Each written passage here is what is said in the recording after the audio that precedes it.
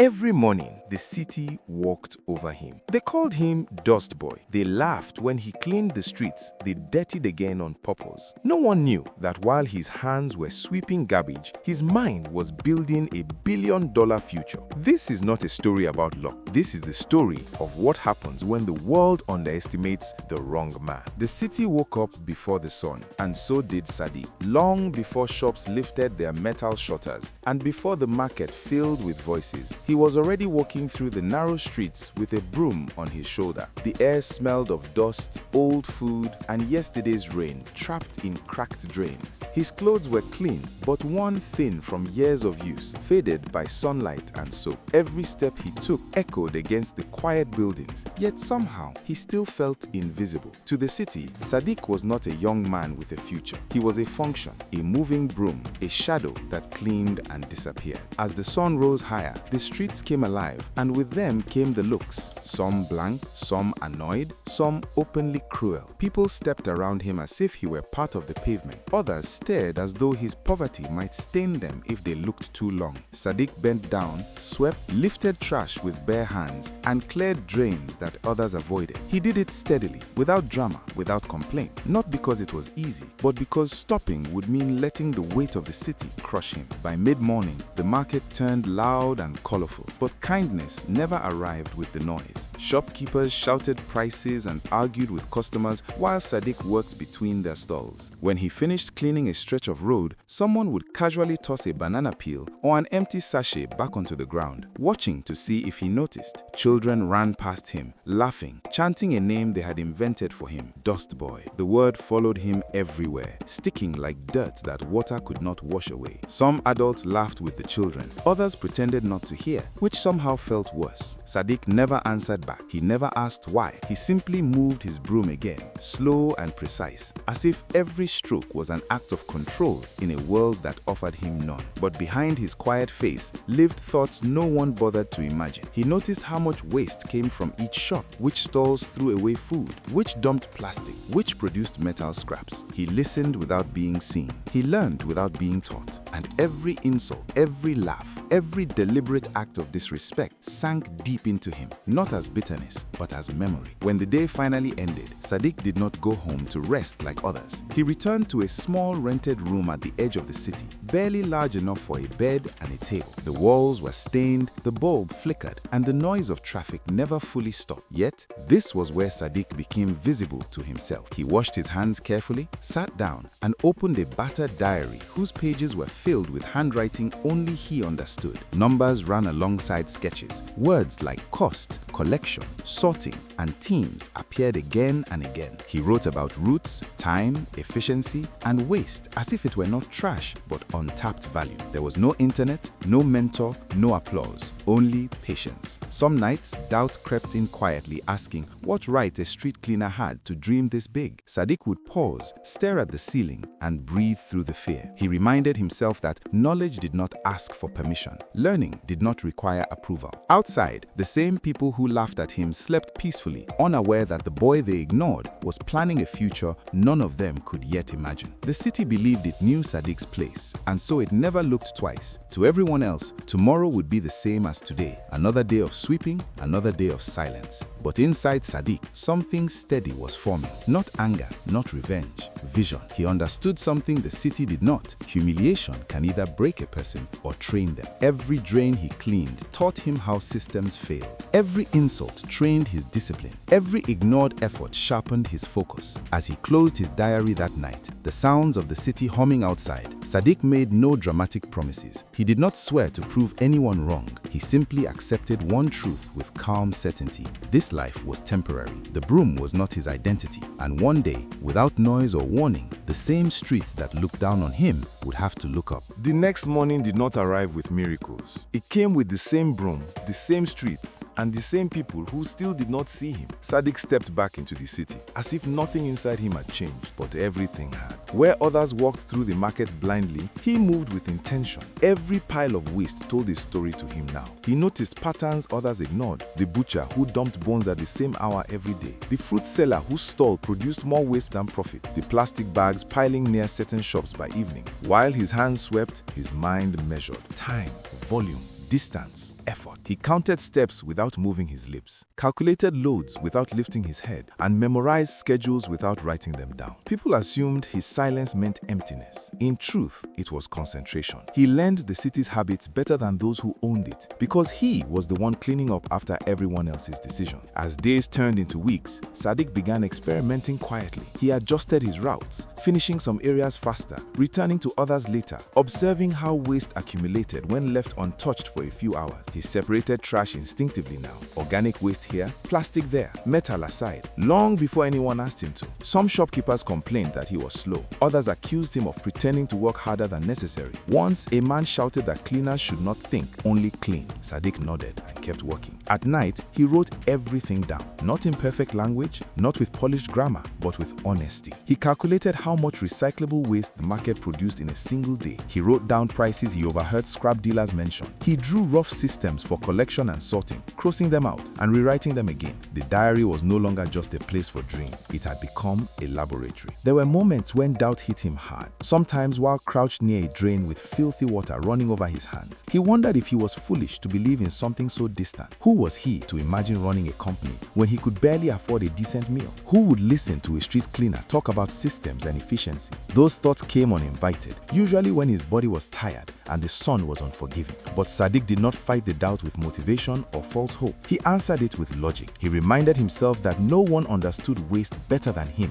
because no one lived closer to it. He reminded himself that knowledge earned in silence was still knowledge. And most importantly, he reminded himself that he had nothing to lose by learning, but everything to lose by remaining exactly where the world expected him to stay. One afternoon, as he cleaned near the city office, Sadiq overheard a conversation that made him pause, not outwardly, but internally. Two officials were discussing complaints about rising waste, inefficiency, and costs. They spoke with frustration, blaming workers, blaming budgets, blaming lack of structure. Sadiq listened from a distance, his broom moving steadily, as if the words meant nothing to him, but his mind caught fire. These were the exact problems he had been mapping in his diary. That evening, he stayed awake longer than usual, sketching a simple proposal, not polished, not impressive, but functional. A small team, clear routes, waste sorting, reduced costs. He knew no one would take him seriously yet, but the city itself was quietly announcing its weakness. Systems were failing, and where systems fail, opportunity waits for someone patient enough to notice. From that day forward, Sadiq began preparing himself for rejection long before it arrived. He practiced explaining his ideas in his head, refining them until they were simple enough to survive mockery. He observed how leaders spoke, how confident men stood, how decisions were made. He did not copy arrogance. He studied clarity. At work, people still laughed. Children still called him names. Shopkeepers still disrespected him. But something subtle had changed. The insults no longer reached his core. They stopped defining him. He had begun to see himself as temporary in this role.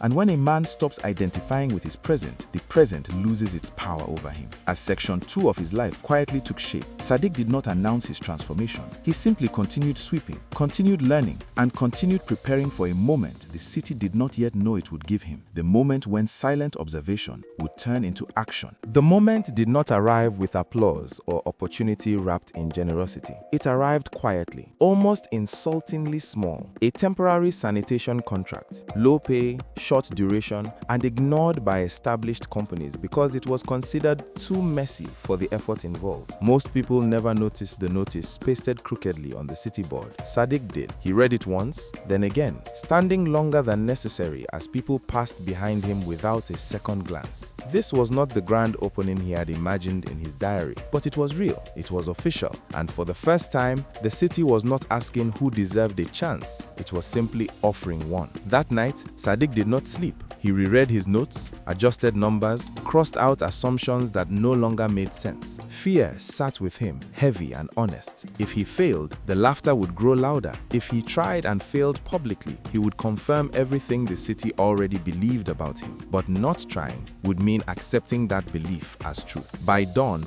the fear had not disappeared, but it had stopped controlling him. Building a team was harder than building the plan. When Sadiq approached others like him, overlooked workers, temporary cleaners, men used to being dismissed, some laughed, others walked away, assuming this was another foolish idea born from exhaustion. A few listened, not because they fully believed him, but because they recognized the same quiet hunger in his eye. He promised no miracles, he promised fairness, clear work and shared effort. Tools were borrowed, uniforms did not exist. The first days were chaotic, unpolished, and exhausting. People still mocked them. Shopkeepers smirked at the sight of Sadiq giving instructions, amused by the idea that a man they once ignored was now leading others. Mistakes happened daily. Routes overlapped, equipment broke, payments were delayed. One team member quit, saying dignity did not pay bills. Sadiq absorbed every setback without argument. Leadership, he was learning, was not about authority, it was about endurance. The city tested him relentlessly. Officials questioned his credibility. Some assumed corruption, others assumed incompetence. Sadiq answered calmly, sticking to facts, never defending his past. When accused of being slow, he presented cleaner streets. When accused of inefficiency, he presented reduced waste overflow. He learned to speak less and show more. His team noticed something different about him. Not confidence born of ego, but steadiness born of preparation. He paid them on time, even when it meant going without himself. He listened when they complained. He corrected mistakes without humiliation. Slowly, productivity improved. The streets under their responsibility began to look different, cleaner, more organized, less chaotic. People noticed, not because they respected Sadiq yet, but because results demanded attention. Recycling became the turning point. What others still saw as trash, Sadiq treated as inventory. He negotiated small deals with scrap buyers, reinvesting every coin back into operations. Sorting became systematic. Waste began to generate value. The same market that once laughed now unknowingly funded his growth. Still, the pressure was immense. One delayed payment nearly shut everything down.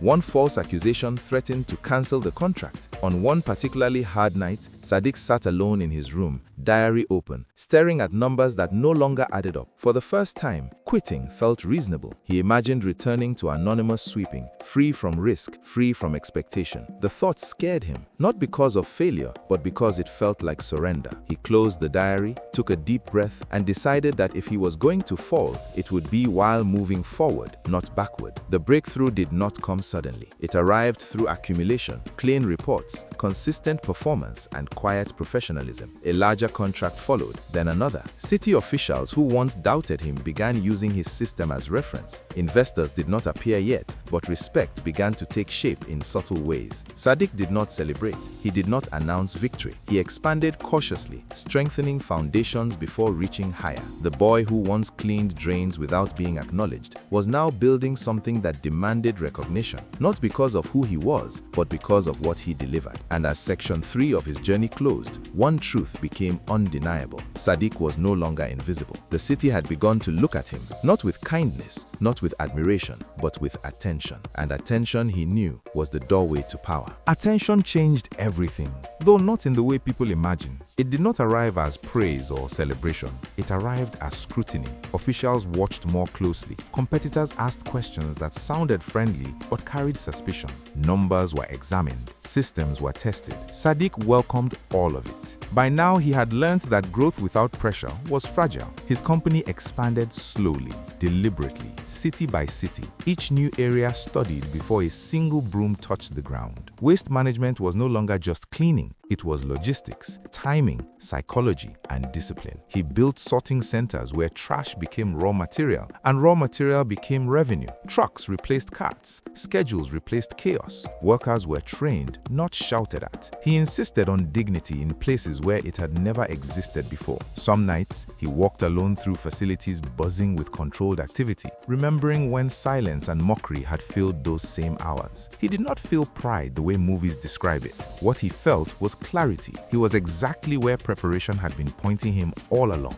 Money followed competence, not the other way around. Investors approached carefully at first, uncertain how a man with no formal background had built such efficient systems. Sadiq spoke less about himself and more about processes. He showed data instead of telling stories. Respect came quietly, expressed through contracts signed without hesitation and partnerships formed without condescension. His life changed, but not dramatically. He moved into a better place, wore cleaner clothes, traveled more. Yet he kept the diary. now filled with refined systems instead of dreams. Media attention came and went, but he avoided the spotlight, understanding that visibility had once been his weakness. Power, he had learned, worked best when it was understated. Still, memories followed him. Sometimes, while sitting in meetings with men who now spoke to him carefully, he would remember the same city laughing as trash was thrown at his feet, not with anger, with distance. The past no longer hurt him, but it shaped how he chose restraint over revenge. As expansion crossed borders and the company's name carried weight beyond the city, Sadiq felt a pull he had been postponing, a return. Not out of nostalgia, but out of closure. The old market still existed, the same narrow paths, the same rhythm, many of the same people. He did not announce his visit. There was no press, no entourage beyond what security required. When the luxury car finally turned into the familiar street, it slowed. Not because of traffic, but because memory demanded respect. The market froze in confusion. Heads turned. Conversations stopped. People stood straighter, uncertain why. They saw wealth before they recognized the man. And as Sadiq stepped out calm and composed, there was no triumph in his posture, only balance. The boy they once overlooked had not come back to prove anything. He had come back because every journey, no matter how far it travels, eventually circles the place where it began. The market did not recognize him at first. Luxury car, polished shoes, neatly pressed clothes. It was a sight so foreign that the crowd hesitated. Children stopped running. Shopkeepers froze mid-gesture. Even the elderly who had watched him sweep for years blinked, uncertain whether to speak or step aside. Some murmured guesses, but none spoke his name aloud. The city had built him up in their imagination as a distant figure, a dream too improbable to touch their daily lives. And now,